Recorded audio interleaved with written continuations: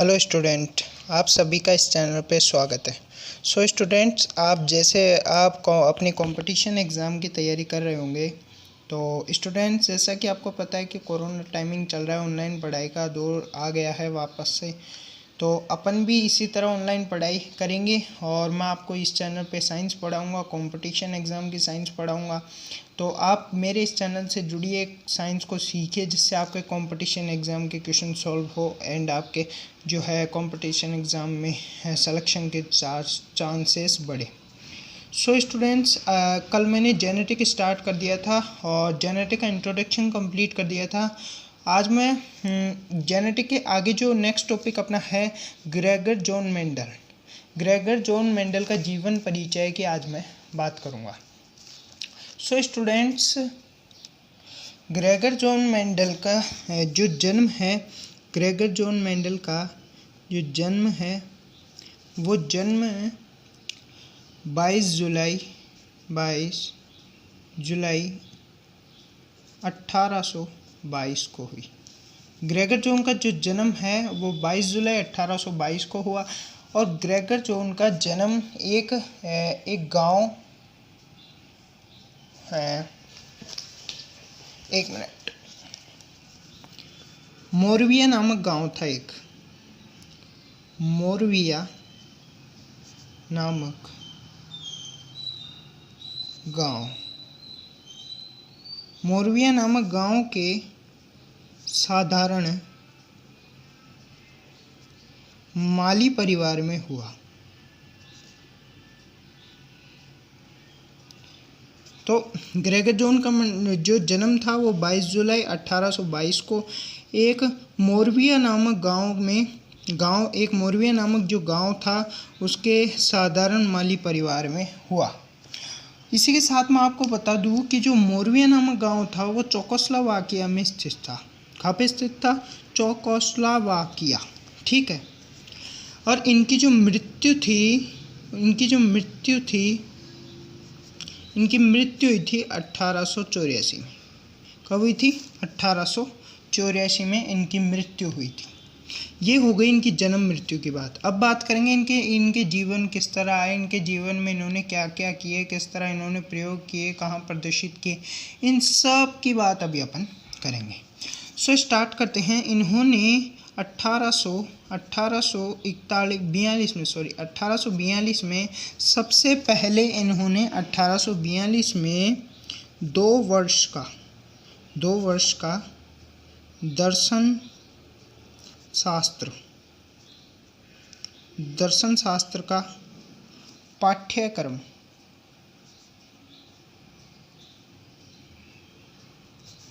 उत्तीर्ण किया।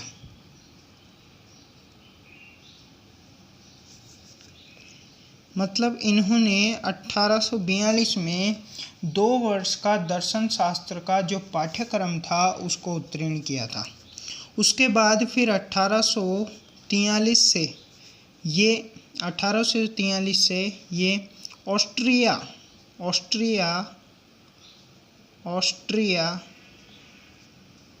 के ब्रूनो शहर में, ऑस्ट्रिया के जो ब्रूनो शहर था उस ब्रूनो शहर में जो धार्मिक मठ हुआ करते थे,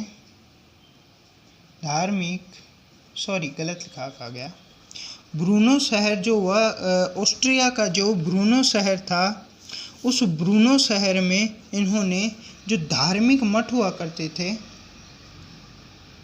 धार्मिक मठ हुआ करते थे, इन मठ में पादरी का काम किया।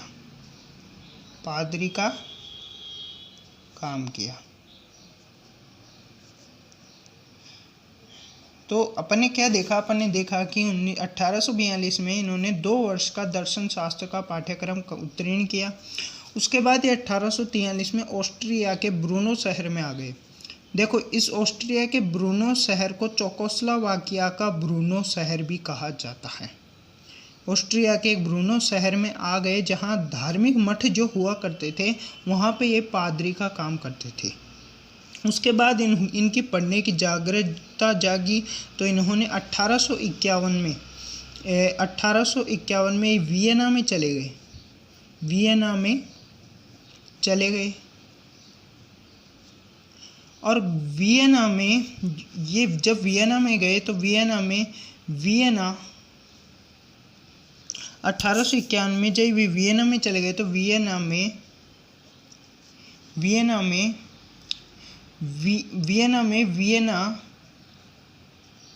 के विश्वविद्यालय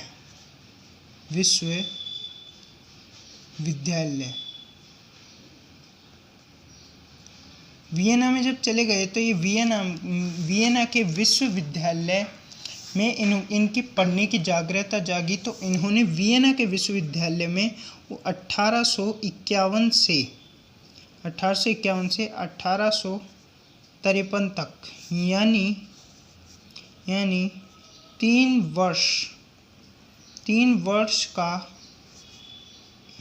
वर्ष का अध्ययन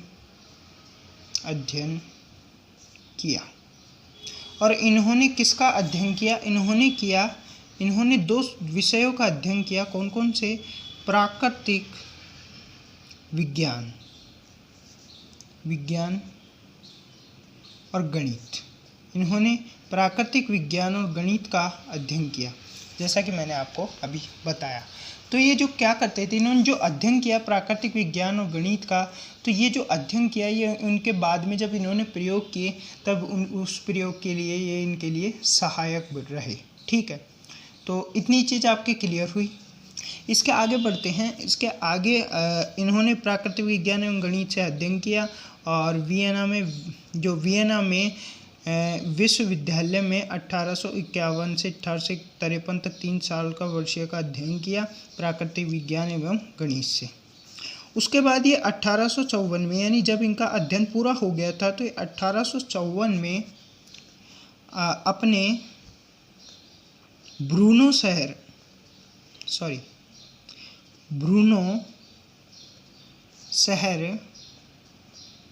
में पुनः लौट आए।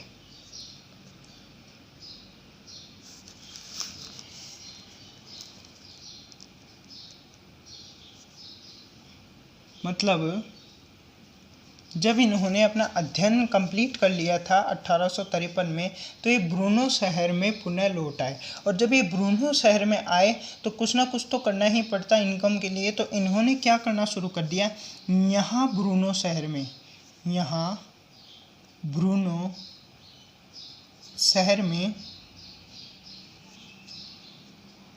मॉडल स्कूल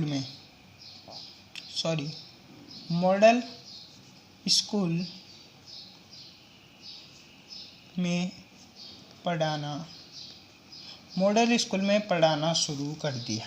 तो जब ये 1854 में ब्रूनो शहर में आए तो यहाँ पे इन्होंने मॉडल स्कूल में पढ़ाना शुरू कर दिया। तो ये जब बच्चों को अध्ययन कराते थे तब इनके मन में कुछ रिसर्च या कुछ प्रयोग करने का मन करता था। तो इन्होंने क्या किया, आनुवांशिकता को आगे बढ़ाने के लिए जो मटर का पादप होता है उस पर प्रयोग किया। और वो प्रयोग ये क्या करते थे, इसी के आगे बात करूँगा मैं। ये 1857, फिर उसके बाद जब ये पढ़ाते थे तो वहीं ये मॉडल स्कूल कहाँ था, जहाँ ये पादरी का काम, जिस मठ में ये पादरी का काम करते थे उस मठ के पास ही ये मॉडल स्कूल था। तो इन्होंने क्या किया, इन्होंने 1857 से अपना प्रयोग प्रारंभ किया। 1857 से अपना प्रयोग प्रारंभ किया। क्या किया? अपना प्रयोग प्रारंभ किया। तो इन्होंने 1857 में अपना प्रयोग प्रारंभ किया।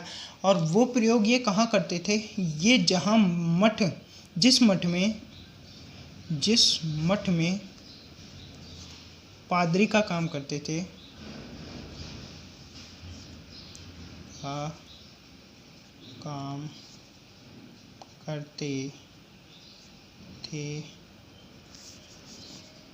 उस मठ के उद्यान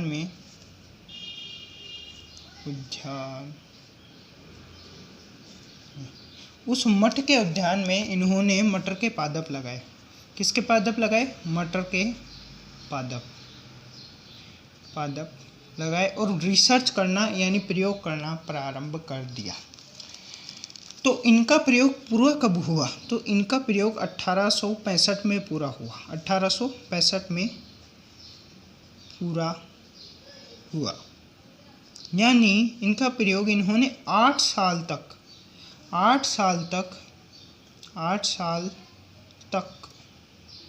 अपना प्रयोग किया।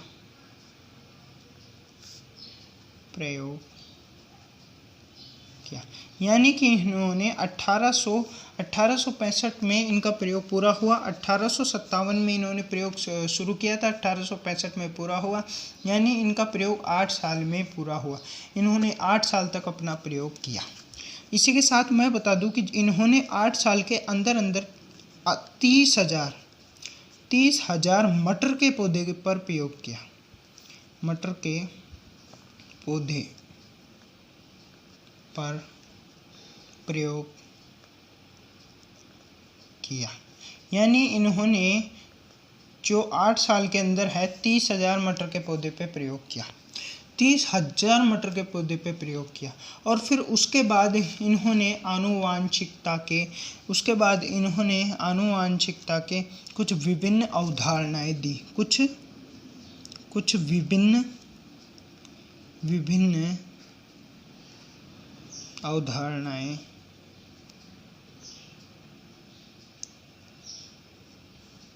दी।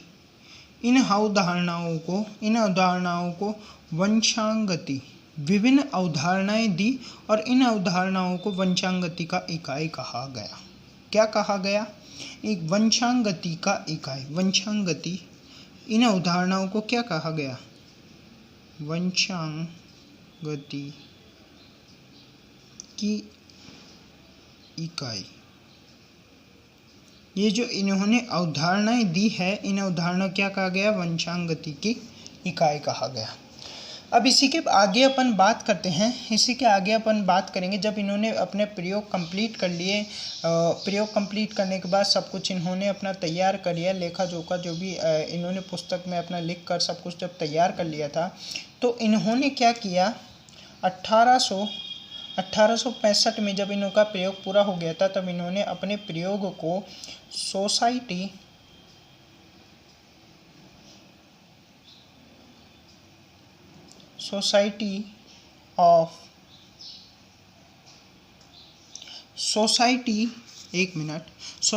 ऑफ नेचुरल हिस्ट्री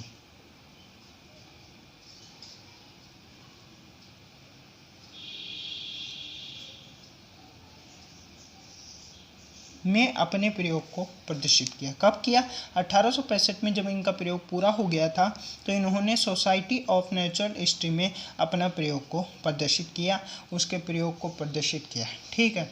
उसके बाद क्या हुआ कि जब उनका प्रयोग था, उनके प्रयोग को सोसाइटी के जो वार्षिक पत्रिका में था, वार्षिक पत्रिका में 1866 में वार्षिक पत्रिका में छापा गया। ठीक है। उनकी जो सोसाइटी की वार्षिक पत्रिका थी, उसके अंतर्गत इसको छापा गया और उसका जो शीर्षक था, वो शीर्षक रखा गया था पादपों में। उसका जो शीर्षक था, वो शीर्षक रखा गया था पादपों में संकरण का प्रयोग। क्या रखा गया था? पादपों में संकरण का प्रयोग। उसका नाम रखा गया शीर्षक का पादपों में संकरण का प्रयोग। और इनका जो मुख्य रूप से जो इनके जो खोज का जो पेपर में जो छपा था, वो जर्मन भाषा में छपा था। उसका नाम अभी मैं आपको जब उसका पूरी थ्योरी दिखाऊंगा, पूरी थ्योरी, तो उसके अंदर आपको मिल जाएगी, अंडरलाइन की हुई, वहाँ से आप देख लेना। मुझे मिस हो रही है वो, है ना। तो इसके आगे अपन अध्ययन करते हैं। फिर उसके बाद हुआ क्या? जब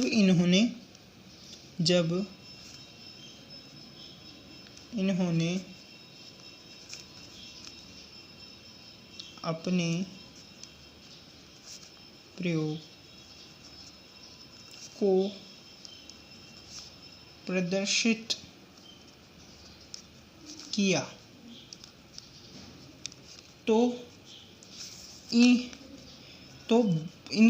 इन्होंने जब अपना प्रयोग प्रदर्शित किया तो 32 वर्ष तक इनका जो प्रयोग है वो उपेक्षा में रहा, यानी इनके प्रयोग पे किसी ने कोई ध्यान नहीं दिया और इनकी मृत्यु हो गई, लेकिन इनके प्रयोग पे किसी ने कोई ध्यान नहीं दिया और इनका प्रयोग एक बंद कॉपी की तरह पड़ा रहा। फिर उसके बाद हुआ क्या, 3 वैज्ञानिक थे जो भी इसी टॉपिक पर रिसर्च कर रहे थे। तो वो सोसाइटी उनके कैसे भी करके वो जो मेंडल का प्रयोग था वो उनके हाथ लग गया, या उनको पता चल गया कि ये मेंडल का प्रयोग है। उनके पास वो जो लेखा जोखा मेंडल ने लिखा था जिस कॉपी में, वो कॉपी उनके पास उनको मिल गई। ठीक है, तो उन्होंने जब उस प्रयोग को देखा तो उनको पता चला कि मेंडल ने जो प्रयोग किए हैं वो उसी समान है जिस समान उनके है, मतलब उन्होंने जो प्रयोग किए थे और उसका जो निष्कर्ष निकला था वो मेंडल के प्रयोग के बिल्कुल समान थे। तो इससे यह सिद्ध हुआ कि मेंडल ने जो प्रयोग किया था कि वो बिल्कुल सही है, और जो रिसर्च हमने किया है, उन 3 वैज्ञानिकों ने किया है, वो रिसर्च भी बिल्कुल सही है। और बाद में उन 3 वैज्ञानिकों ने मेंडल के बोले हुए प्रयोग को प्रदर्शित किया, बाहर समाज के सामने लाया गया और फिर उनको इसका जनक बताया गया कि इनके प्रयोगों के आधार पर, इनके कार्यों के आधार पर इन्हें जो है इसका जनक कहा जाता है। किसका? आनुवंशिकी का जनक। तो आपको पता है कि फादर ऑफ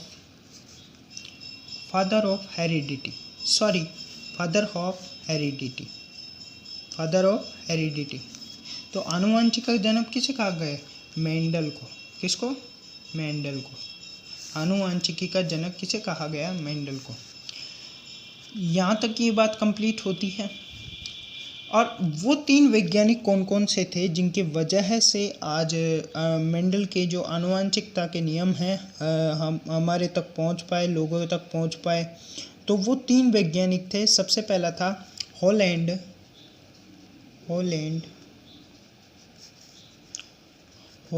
का ह्यूगो डी ब्रिज। हॉलैंड का ह्यूगो डी ब्रिज। दूसरा वैज्ञानिक था जर्मनी का कार्ल कॉरेंस। किसका? जर्मनी का कार्ल कॉरेंस। और फाइनली थर्ड साइंटिस्ट जो था वो था ऑस्ट्रिया के एरिक वॉन शेरमार्क। तो कौन कौन थे? हॉलैंड का ह्यूगो डी ब्रिज, जर्मनी का कार्ल कॉरेंस और ऑस्ट्रिया का एरिक वॉन शेरमार्क। तो ये 3 वैज्ञानिक थे जिन्होंने मेंडल के नियम की पुनः खोज कर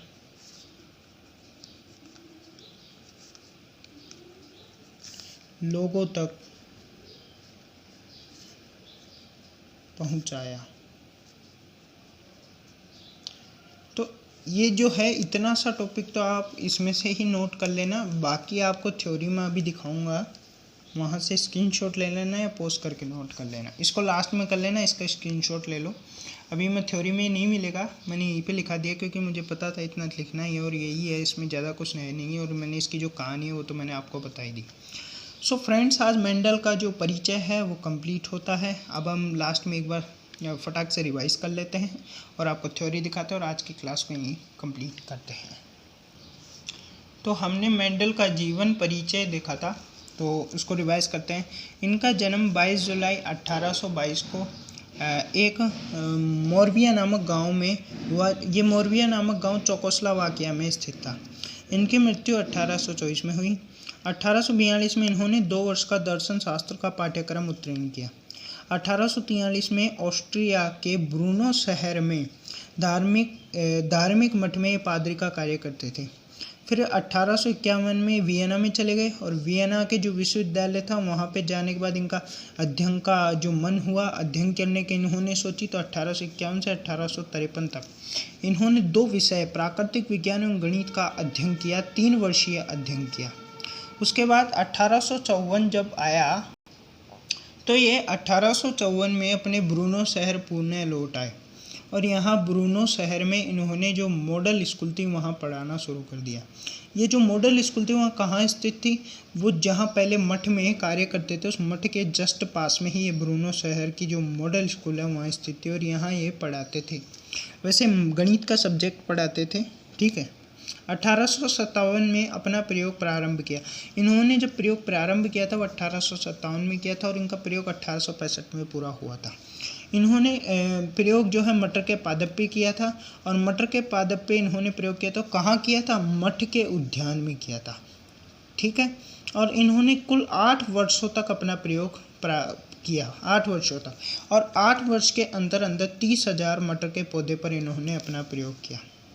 उसके बाद नीचे दे रखा है कुछ विभिन्न उदाहरणाएं दी। इन्होंने अपने प्रयोग के द्वारा विभिन्न उदाहरणाएं दी। उन उदाहरणाओं को वंशागतिकी की इकाई कहा गया। 1865 में सोसाइटी ऑफ नेचुरल हिस्ट्री में इन्होंने अपनी उदाहरणाओं को प्रस्तुत किया। तो 1866 में सोसाइटी ऑफ नेचुरल हिस्ट्री ने अपने वार्षिक पत्रिका में पादपों के संकरण का प्रयोग के शीर्षक से इस प्रयोग को प्रदर्शित किया। इसके आगे अपन ने पढ़ा कि जब इन्होंने अपने प्रयोग को प्रदर्शित किया तो 32 वर्षों तक ये उपेक्षा में रहा, यानी इसका किसी ने कोई ध्यान नहीं दिया। फिर उसके बाद क्या हुआ कि इनको फादर ऑफ जेनेटिक मतलब हेरिडिटी वंशागतिका का जनक कहा जाता है, क्योंकि इनके प्रयोग के बाद ही इनकी वजह से ही वंशागति की आनुवंशिकी की स्थापना हुई, ठीक है। और उसके बाद क्या हुआ कि जब 32 वर्षों तक उपेक्षा में पड़ा रहा तो 32 वर्षों के बाद 3 साइंटिस्ट थे अलग अलग देश के। तो उन तीनों साइंटिस्ट वो भी इसी तरह की रिसर्च कर रहे थे। तो रिसर्च के दौरान उनको मेंडल की जो प्रयोग अवधारणाएं मिल गई तो उन्होंने देखा तो वो रिसर्च उनके द्वारा की गई रिसर्च मेंडल द्वारा की गई रिसर्च के समान ही थी और उनको पता चला कि जो रिसर्च आज हम कर रहे हैं वो मेंडल द्वारा बहुत पहले ही कर दी गई थी। तो उसी के बाद मेंडल के भूले हुए प्रयोग के नाम से इसको मेंडल के प्रयोगों को प्रदर्शित किया गया, उनको लोगों के बीच लाया गया। अब मैं आपको इसकी थ्योरी जो है इसके नोट्स मैं आपको दिखा देता हूँ। यहाँ से इसके नोट्स स्टार्ट होते हैं और यहाँ से आप नोट डाउन कर सकते हैं। और साथ ही साथ एक बात बता दूँ फ्रेंड, अगर आपको इसी तरह साइंस सीखनी है और साइंस सीखकर अपने कंपटीशन एग्ज़ाम साइंस को अच्छा करना है, सभी क्वेश्चन अच्छे से सॉल्व हो जाए, आपके कंपटीशन एग्ज़ाम में जो है सिलेक्शन होने की चांस बढ़ जाए, तो इसी के लिए गाइस मेरे इस चैनल को सब्सक्राइब कर लीजिए और हमारे साथ इस चैनल पे जुड़िए। आपका अगर कोई डाउट हो तो आप कमेंट में लिखकर पूछ सकते हैं। मेरे को इंस्टाग्राम पर फॉलो कर लीजिए, वहाँ से आपको अपडेट्स मिलती रहेगी, मेरी कौन सी क्लास कब आ रही है, कहाँ आ रही है, और साथ ही साथ आपको कुछ नॉलेजेबल चीज़ें भी वहाँ मिलेगी और आप अपना डाउट वहाँ पर भी पूछ सकते हैं। सो फ्रेंड्स, ये रहा नोट्स। और अगर वीडियो अच्छा लगे तो इसे लाइक शेयर ज़रूर करना, शेयर तो ज़रूर करना ताकि सभी लोग इसका फ़ायदा उठा सकें। So thanks friends.